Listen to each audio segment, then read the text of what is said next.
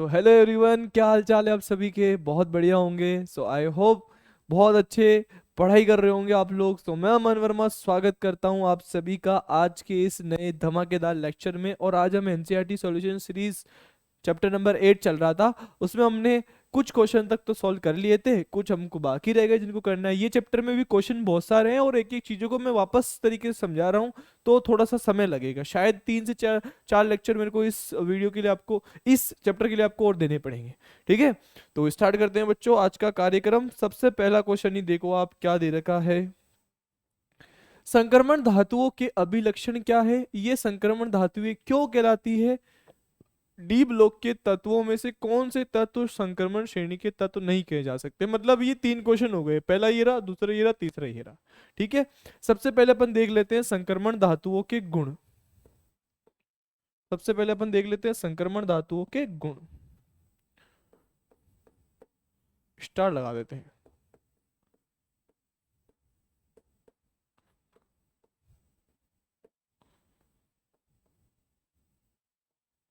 लिखना पड़ेगा, थोड़ा थ्योरी है बहुत सारी।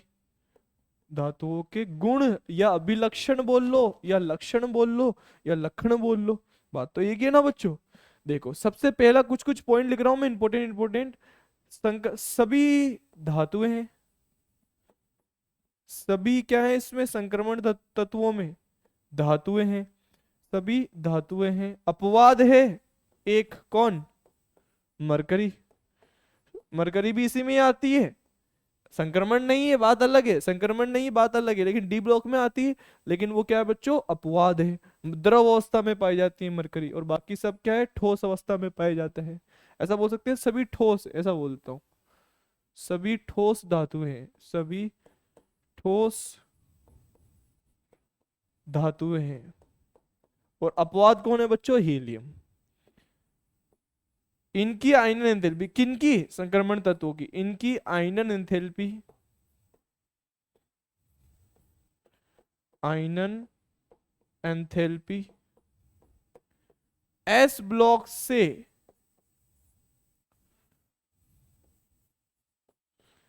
एस ब्लॉक से तो ज्यादा, से अधिक, वह पी ब्लॉक से कम, वह पी ब्लॉक से कम, पी ब्लॉक से कम होती, क्योंकि बाएं से दाएं जाने पर पी ब्लॉक से कम होती है।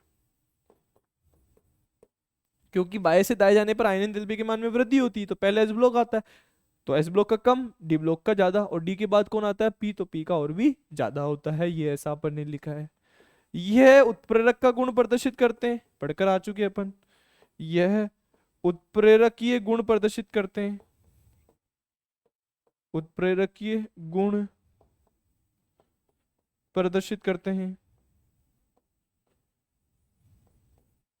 ठीक है, उत्प्रेरक का गुण प्रदर्शित करते हैं। चौथा, ये अधिक विद्युत दणी होते हैं।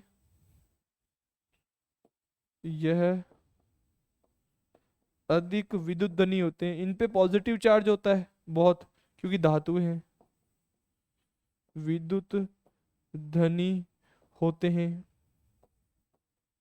ठीक है, और एक से, ये परिवर्तनशील संयोजकता, परिवर्तनशील, परिवर्तनशील ऑक्सीकरण अंक प्रदर्शित करते हैं। परिवर्तनशील, ऑक्सीडेशन नंबर लिख दूं ना, समझ जाओगे तुम, होशियार बच्चे हो। ऑक्सीडेशन नंबर प्रदर्शित करते हैं, मतलब एक से ज्यादा ऑक्सीकरण अंक दिखाते हैं। जैसे अपन ने देखा है मैग्नीज बहुत सारी ऑक्सीकरण अंक दिखा रहा था, इस तरीके से। ठीक है, एक दो पॉइंट ये हो गए। और इनका घनत्व भी अधिक होता है। ठीक है, अयुग्मित रंगीन होते हैं। यह रंगीन व अनुचुंबकीय होते हैं, रंगीन व अनुचुंबकीय होते हैं। अधिकांश, कुछ कुछ रंगीन नहीं है, और कुछ कुछ अनुचुंबकीय भी नहीं है, होते हैं। कारण क्या लिखोगे, अयुग्मित इलेक्ट्रॉन। कारण क्या है, अयुग्मित इलेक्ट्रॉन। अयुग्मित इलेक्ट्रॉन। कभी कभी भाई मेरी मात्रा वात्रा इधर उधर हो जाए ना तो समझ जाया करो तुम, यानी तुम अपने दिल पे ले लो कि सर आपने तो ऐसा लिख दिया, परिवर्तन में एक ही मात्रा उधर लगा दी। अरे भाई समझ जाना ना क्या होता है, ठीक है। ये एक दो पॉइंट अपन ने ऐसे लिख दिए। और आप ये भी लिख सकते हो कि अनुचुंबकीय अंतराकाशी यौगिक बनाते हैं, अंतराकाशी यौगिक को निर्माण करते हैं। क्या होते हैं अंतराकाशी, ये भी हम पढ़ेंगे आगे, क्वेश्चन आएगा वापस। अंतराकाशी यौगिकों का निर्माण करते हैं, यौगिकों का निर्माण करते हैं, ठीक है। एक आप लिख लो मिश्र धातुएं बनाते हैं, मिश्र धातुएं बनाते हैं, जैसे पीतल, कांसा, ऐसे वो जो चीजें होती है ना वो। ये अपन ने इसके गुणधर्म की बात कर ली। अब क्या बोल रहा है, संक्रमण धातु क्यों कहलाती है, ध्यान से सुनना। जिनका संक्रमण तत्व के धातु क्या होती है, संक्रमण धातु क्या होती है, जिनका अंतिम इलेक्ट्रॉन, जिनका अंतिम इलेक्ट्रॉन डी उपकोष में अपूर्ण हो, डी उपकोष में अपूर्ण हो, पूरा भरा हुआ नहीं हो, आधा भरा हुआ हो, मतलब D10 नहीं होना चाहिए, अपूर्ण हो, संक्रमण धातुएं कहलाती है, संक्रमण धातुएं कहलाती है, ठीक है बच्चों। जिनका डी उपकोष कैसा होना चाहिए, अपूर्ण होना चाहिए, मतलब डी कक्षक पूरा भरा हुआ नहीं होना चाहिए। जब डी कक्षक खाली होता है, आधा भरा हुआ होता है, मतलब D10 नहीं होना चाहिए, तो हम उनको क्या बोलते हैं कि ये संक्रमण धातुएं हैं। और जब भी D10 आ जाता है तो हम उनको क्या बोलते हैं, असंक्रमण। जैसे अब असंक्रमण लिख रहा हूं मैं, तीन थे अपने पास में असंक्रमण, एक था जिंक, कैडमियम, और एक था बच्चों मरकरी। इसका रीजन क्या है, जिंक में क्या पाया जाता है 3D10, कैडमियम में क्या पाया जाता है 4D10, मरकरी में क्या पाया जाता है 5D10, इसीलिए इनका डी कक्षक पूर्ण पूरी थे, पूरा भरा हुआ है, तो हम इनको क्या बोलते हैं, ये संक्रमण धातुएं नहीं है, ये असंक्रमण धातुएं हैं, ठीक है। आई होप आपको ये सारी चीजें क्लियर हो चुकी होगी, क्या चीजें मैंने यहाँ पर आपके आगे बोली है, ठीक है। देखो अपना ये क्वेश्चन था, गुण पूछा, बता दिया। संक्रमण धातु क्यों कहलाती है, डी कक्षक अर्धपूरित होता है। डी ब्लॉक के तत्वों में से कौन से संक्रमण श्रेणी के तत्व नहीं कहे जा सकते हैं, ये तीन है, जिंक, कैडमियम, मरकरी। बहुत इंपॉर्टेंट है ये, बहुत ज्यादा इंपॉर्टेंट है, इतनी बार आ गया ना ये वाला क्वेश्चन, हद हो गई, मतलब इतनी बार आ चुका है ये क्वेश्चन, तो आपको इनको तो ध्यान से रख के ही जाना है। इस बार भी शायद बोर्ड के अंदर यही क्वेश्चन आया था, ठीक है। आगे देखो, संक्रमण धातुओं के इलेक्ट्रॉनिक विन्यास किस प्रकार असंक्रमण तत्वों के इलेक्ट्रॉनिक विन्यास से भिन्न है। देखो, संक्रमण धातु के इलेक्ट्रॉनिक विन्यास में क्या होता है,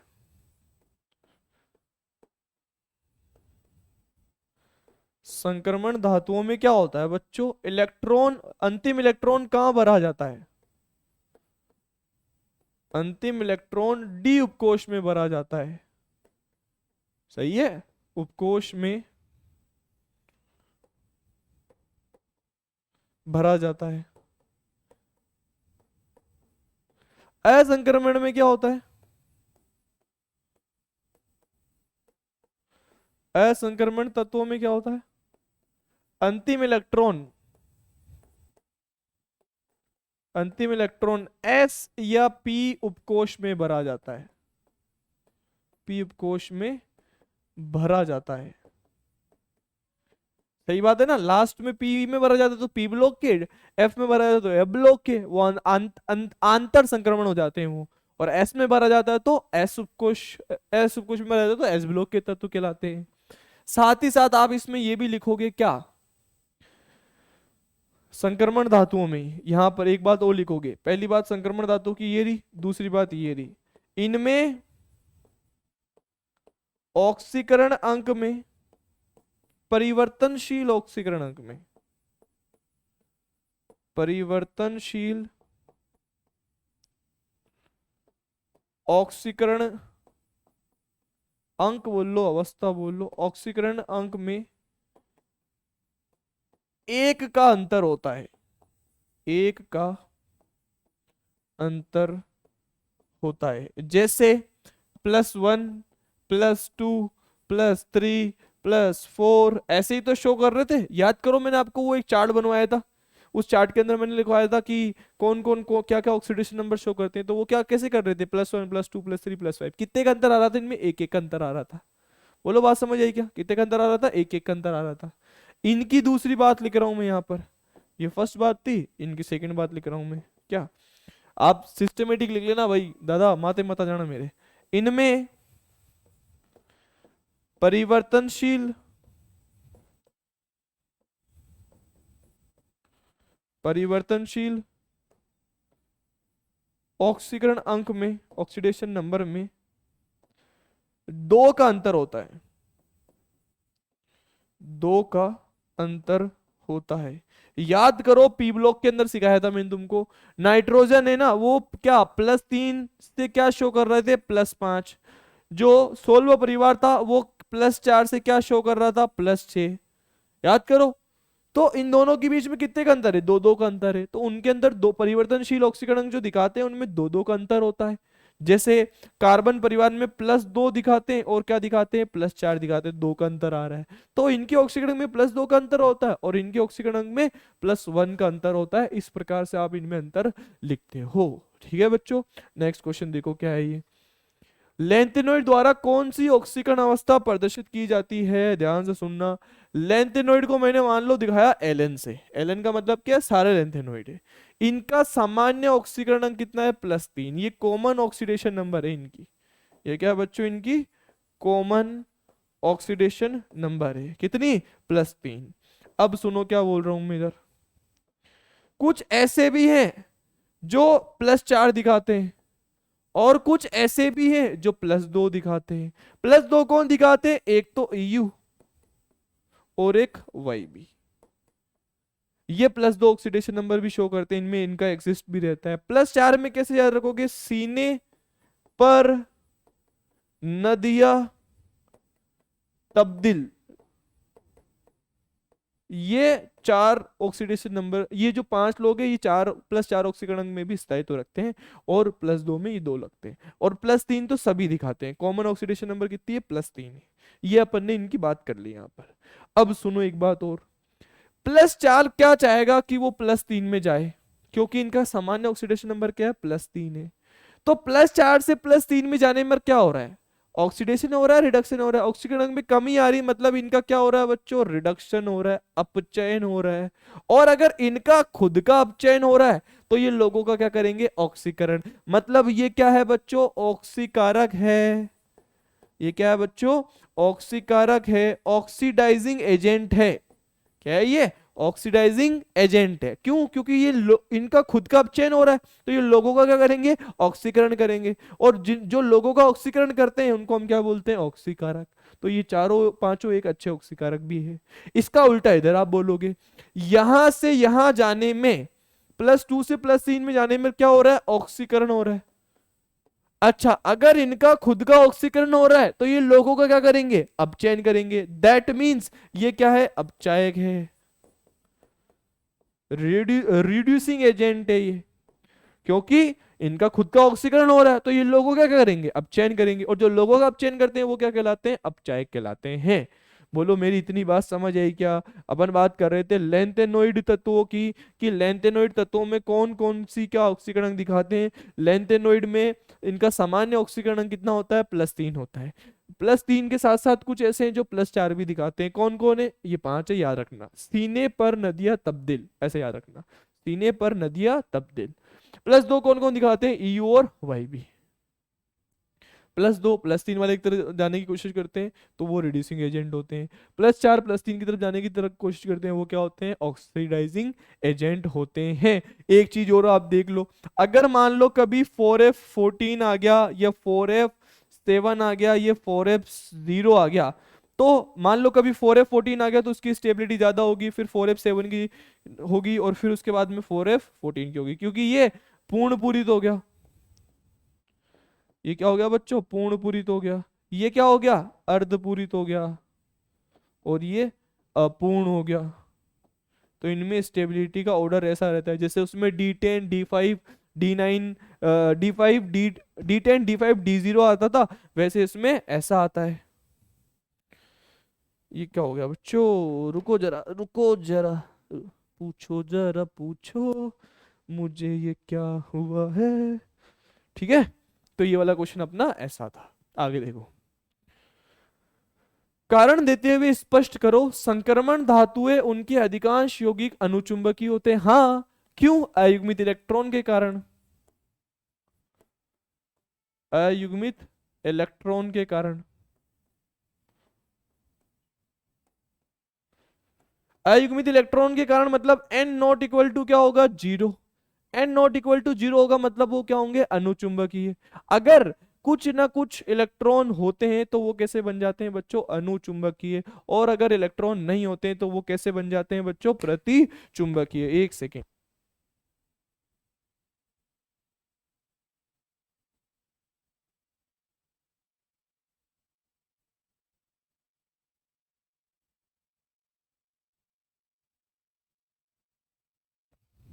हाँ बच्चों, अब देखो आप, अयुग्मित इलेक्ट्रॉनों के कारण ऐसा हो जाता है इनके अंदर। ठीक है, और ये भी देख लो, इनका चुंबकीय आघूर्ण का मान भी क्या होगा फिर? Not equal to zero. मतलब उनका कुछ ना कुछ मैग्नेटिक मूवमेंट भी होगा, क्योंकि वो क्या है, उसमें कुछ ना कुछ अयुग्मित इलेक्ट्रॉन होते हैं, उनका अयुग्मित इलेक्ट्रॉन है तो चुंबकीय आघूर्ण भी होगा। ठीक है, संक्रमण धातुओं की कर्ण एंथैल्पी के मान उच्च होते हैं, सेम अयुग्मित इलेक्ट्रॉनों के कारण। अयुग्मित इलेक्ट्रॉन होंगे तो उनमें क्या होगा? धात्विक बंध बनेगा। धात्विक बंध बनेगा। कैसे बनेगा? अन्योन्य क्रियाओं के द्वारा बनेगा। अन्योन्य क्रियाओं के द्वारा धात्विक बंध का निर्माण होता है, जिनकी वजह से उनको तोड़ना मुश्किल होता है और उनकी कर्ण एंथैल्पी का मान ज्यादा होता है। जिंक की कर्ण एंथैल्पी का मान जिंक की कर्ण एंथैल्पी का मान कम होता है, बहुत कम होता है, क्योंकि उसमें अयुग्मित इलेक्ट्रॉन नहीं होते हैं। अयुग्मित इलेक्ट्रॉन ना होने की वजह से उनके बीच में धात्विक बॉन्ड कमजोर बनता है, अन्योन्य क्रिया हो नहीं पाती है, तो वो आसानी से ब्रेक हो जाते हैं, मतलब उनकी कर्ण एंथैल्पी का मान कम होता है। ठीक है, आगे देखो क्या है। संक्रमण धातुएं सामान्यतः रंगीन यौगिक बनाती है। बिल्कुल। क्यों? अरे सब में सेम कारण है यार, ये अयुग्मित इलेक्ट्रॉनों के कारण।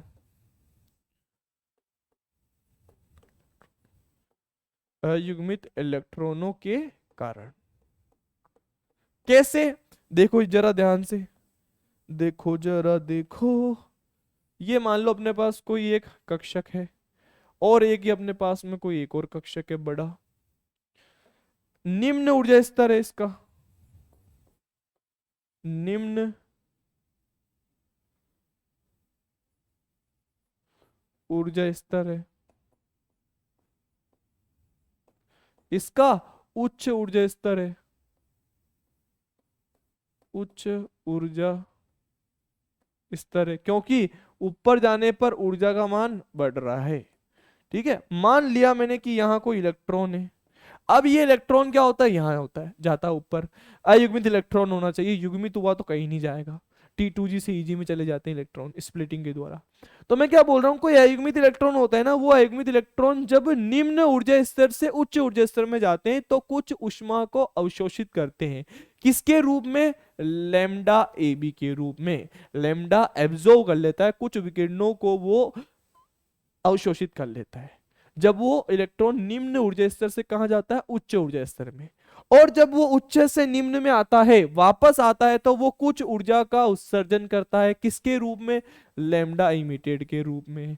और इसी की वजह से पदार्थ जो भी है, तत्व जो भी है, वो क्या दिखता है बच्चों?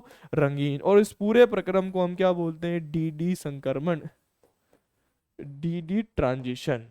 एक बार क्या हुआ, ये कलर वाला कॉन्सेप्ट है, कोई भी चीज कलर कैसे दिखाती है। एक बार क्या हुआ, अपन शूज लेने गए थे किसी शॉप पे, तो वहां पर हमको एक ऐसे शूज दिखाए जिनको धूप में ले लेके जाने के बाद में उनका कलर चेंज हो जाता है। जनरली वो व्हाइट कलर के होते हैं, लेकिन धूप में ले जाने के बाद में उनका कलर बदल जाता है। तो मैंने कहा वाह यार, अच्छी चीज दिखाया, हमने ट्राई करा, ये भी हुआ। अब अपन तो केमिस्ट्री की ज्ञाता है, मतलब केमिस्ट्री पढ़ते रहते हैं, तो हमने उनको समझाया। मैं कहा सर, इसमें डी ट्रांजिशन 2 बार हो रहा है। जैसे ही मतलब नॉर्मली है तो ये व्हाइट कलर में होते हैं, निम्न ऊर्जा स्तर में इलेक्ट्रॉन होते हैं। जैसे आप धूप में लेके जाते हो, वो लैम्डा एबी को एब्जॉर्ब करके इतनी इतनी चीजें मैंने उसको समझा दी। बोले भाई साहब बाहर निकल जाओ हमारे यहाँ शॉप से। मैं कहा, कितने की है आपकी ये शॉप? बोले 1 करोड़ की है। मुंह पे फेंके मैंने, ये ले, लेके आ गया, पूरी शॉप खरीद ली उसकी। ये होना चाहिए, है ना। मजाक कर रहा हूँ दादा, सीरियस हो गए आप लोग तो। तो ये डीडी ट्रांजिशन की वजह से कोई भी चीज अपन को यहाँ पे कलरफुल दिखाई देती है। दो एक और है, एक केमेनोफोर है, K2Cr2O7 है, उनमें अयुग्मित इलेक्ट्रॉन नहीं होते फिर भी वो कलर दिखाते हैं। उसका कारण अपन ने क्या बोला था बच्चों, LMCT, ligand to metal charge transfer. उसकी बात आगे आएगा तब अपन करेंगे। संक्रमण धातुएं अनेक, इनके अनेक यौगिक उत्तम उत्प्रेरक का कार्य करते हैं, क्योंकि मैं बोल देता हूं, तीन चार रीजन है। एक तो इनका आकार थोड़ा सा छोटा है, इनकी परिवर्तनशील ऑक्सीकरण अंक है, डी कक्षक जो है, डी कक्षक और एस कक्षक के बीच में ऊर्जा अंतराल कम है, तो परिवर्तनशील संयोजकता दिखाते हैं। उसकी वजह से ये अच्छे उत्प्रेरक की तरह कार्य करते हैं। एग्जाम्पल अपन देख सकते हैं एथीन वाला। क्या एथीन का जब हम हाइड्रोजनीकरण करते हैं तो क्या बनता है, एथेन बनता है।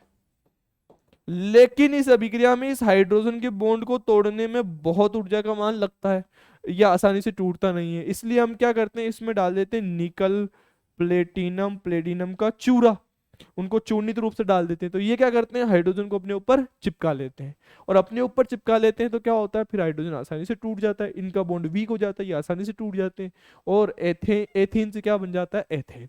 तो यहाँ पर ये उत्प्रेरक का तरह कार्य करते हैं, क्योंकि अंतराकाशी यौगिकों का निर्माण भी कर लेते हैं। ये भी एक बड़ा इंपॉर्टेंट रीजन है कि ये अंतराकाशी यौगिकों का निर्माण कर लेते हैं, जिसकी वजह से इनके बीच के अंदर इनका उपयोग हम कहाँ करते हैं, उत्प्रेरक के रूप में करते हैं। आ गया ना। अंतराकाशी यौगिक क्या है, ध्यान से देखना बच्चों। देखो कोई भी ठोस जो है ना, वो उनकी निविड़ संकुलन इस प्रकार होती है, आपको पता होगा ना, ठोसों के बीच में निविड़ संकुलन ऐसा होता है।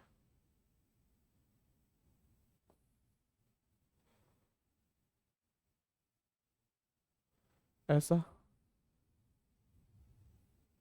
मान लो मैंने ये कोई ठोस बता दिया, कोई क्रिस्टलीय ठोस है, उसके बीच में कुछ ऐसा स्थान बनता है, इनको जो ये जो खाली जगह दिख रही ना आपको ऐसी, इनको हम बोलते हैं अंतराकाशी स्थान। क्या बोलते हैं, अंतराकाशी स्थान। इनको हम क्या बोलते हैं, अंतराकाशी स्थान, या रिक्ति भी बोलते हैं हम इनको। अब क्या होता है ना, इनके बीच में छोटी छोटी सी जगह बच जाती है। आप ऐसा समझो इसको कि आप एक लड्डू की परत बना रहे हो, ट्रे देगी, लड्डू ट्रे रख दिए, उस ट्रे के अंदर अपने लड्डू रख दिए, बहुत सारे रख दिए, एक छोड़कर रखते हैं तो कुछ जगह खाली बीच में रह जाती है, उस खाली जगह को हम क्या बोलते हैं, अंतराकाशी स्थान, या फिर क्या बोलते हैं, रिक्ति। अब कुछ ऐसे तत्व हैं, जैसे हाइड्रोजन हुआ, कार्बन हुआ, नाइट्रोजन हुआ, इनका आकार क्या बहुत छोटा है। इनका आकार छोटा होने की वजह से ये इन अंतराकाशी स्थानों में जाकर फंस जाते हैं, ये अंतराकाशी स्थानों में जाकर क्या होते हैं, फंस जाते हैं। और फिर जो यौगिक का निर्माण होता है हम उनको बोलते हैं अंतराकाशी यौगिक। ये कठोर होते हैं, इनकी चालकता बनी हुई रहती है, ठीक है। और जो है एग्जाम्पल भी देख सकते हो आप इसका, TiH 0.7, Vi वेन सॉरी रे वेनेडियम H 0.50, मतलब वेनेडियम में इतना बीच में जाकर कुछ हाइड्रोजन फंस चुका है। TiC, ये इसके एग्जाम्पल हुए, ये अंतराकाशी यौगिकों के एग्जाम्पल है। अंतराकाशी यौगिकों की लाइनें वगैरह सब आपको मैंने नोट्स के अंदर लिखवा रखी है, फिर भी मैं बोल देता हूँ। वे यौगिक जिनके क्रिस्टल जालक या अंतराकाशी स्थानों के आकार छोटे होने पर अध्यारोपित हो जाते हैं, अंतराकाशी यौगिक कहलाते हैं, ठीक है। इनमें एग्जाम्पल अपन ने TiC देख लिया, TiH देख लिया, VH देख लिया, आदि इनके क्या है बच्चों, एग्जाम्पल है। बोलो बात समझ आई क्या मेरे गुलगुलो? यस सर, आगे आओ। संक्रमण धातुओं की ऑक्सीकरण अवस्था में परिवर्तनशीलता, ऑक्सीकरण धातुओं में ऑक्सीकरण अवस्था में परिवर्तनशीलता किस प्रकार भिन्न है। यार अपन पढ़कर आ चुके हैं ना, अभी पहले क्वेश्चन करवाए, संक्रमण अवस्था में कितने का अंतर होता है, +1 का। संक्रमण अवस्था में किसका अंतर होता है, +1 का।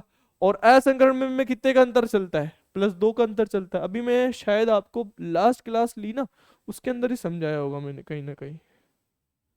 ये रहा, देखो ना आप, इनके बीच में +1 का अंतर आता है, इनके बीच में +2 का अंतर आता है। ये वही क्वेश्चन है, अब उसमें सेम वही रामायण गा के मैं क्या ही करूंगा बताओ, क्या करूं मैं, क्या करूंगा, इसमें इतनी सुंदर हूं मैं, क्या करूं।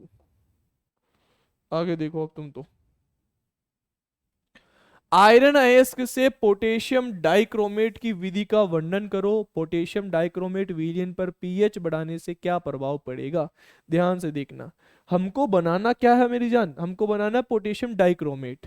पोटेशियम डाइक्रोमेट का सूत्र क्या है, K2Cr2 O4 हमको बनाना है। इसकी मेथड ऑफ प्रिपरेशन देखनी है हमको। पोटेशियम डाइक्रोमेट है ना, इसका नाम क्या है, सूत्र क्या है, K2Cr2O4। इसकी हमको क्या देखनी है, मेथड ऑफ प्रिपरेशन, निर्माण की विधि। आयरन क्रोमाइट अयस्क, आयरन क्रोमाइट अयस्क का फॉर्मूला क्या है बच्चों? आयरन क्रोमाइट अयस्क एक प्रकार का ये अयस्क है, इसका फॉर्मूला क्या होता है, FeCr2O4। ठीक है, इसकी रिएक्शन आपको करवानी है Na2CO3 से ऑक्सीजन की प्रेजेंस में। ठीक है, किससे करवानी है, Na2CO3 से ऑक्सीजन की प्रेजेंस में। किससे, FeCr2O4 से। रिएक्शन बैलेंस करके नहीं लिख रहा हूं, रिएक्शन खुद बैलेंस करोगे आप, लिख भी रखी हमने। आयरन क्रोमाइड बोलते हैं हम इसका, इसका नाम क्या है, आयरन क्रोमाइड।